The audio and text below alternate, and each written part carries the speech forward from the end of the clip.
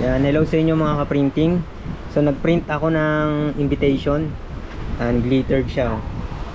So para mas maganda yung pagkaka-fold, ipo-fold nating manual. Tapos mas maganda kung papadaanin natin dito sa sa laminator. Tapos may konting init. Kahit cold lamination siya. Para yung kanyang pagkakatupi ay pantay na pantay. Pulido.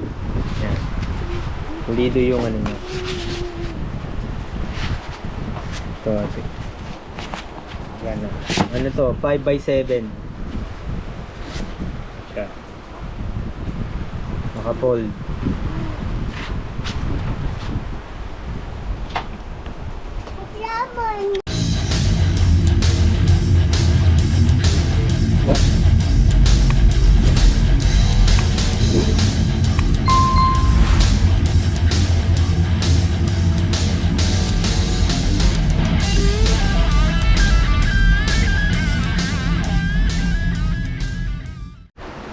Mas pulido siya pag pinadaan sa laminator.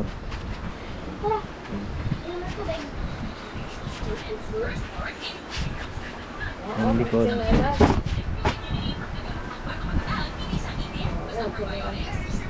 Be, huwag maingay. Vlog si Papa eh. Be, huwag maingay. Yan o, pulidong pulido siya.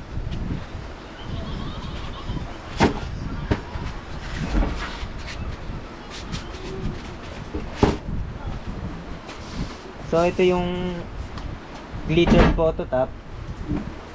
So marami nito sa Shopee at saka sa Lazada. Yan.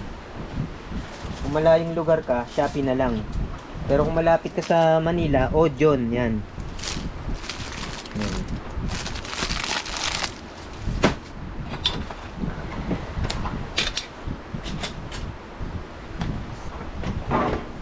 So pag ganito, cold lamination, cold lang. So ito naka-laminate din to kasi ng matte film. Kasi nagtitipid ako eh kung dalawang glittered pati yung loob, medyo malaki na yung cost. Kaya itong smooth film na matte film na lang yung ginamit ko. Tapos ito double-sided photo paper. Sa L8050 ko pinrint. So ayan. Okay lang, hindi pantay. Pantay natin. Sige. Yan.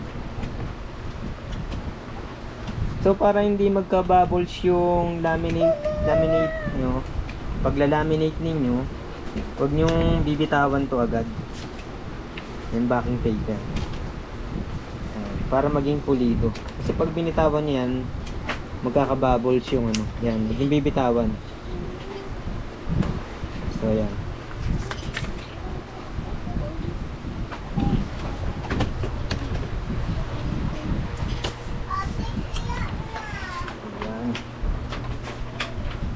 Ayan. Naminig pa tayo isa.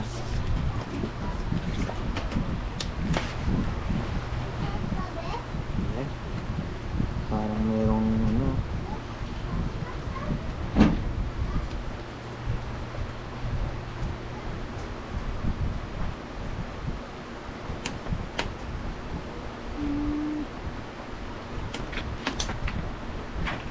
so bibitawan.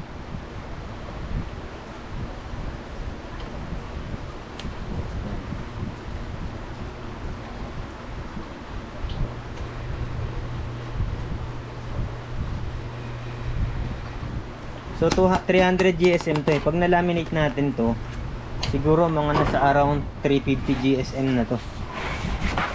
Mas lalong kakapal. Ngayon kung gumagamit ka ng L3210 o kaya L1120, L121, 180 GSM, tapos dalawang photo top, front tsaka yung back.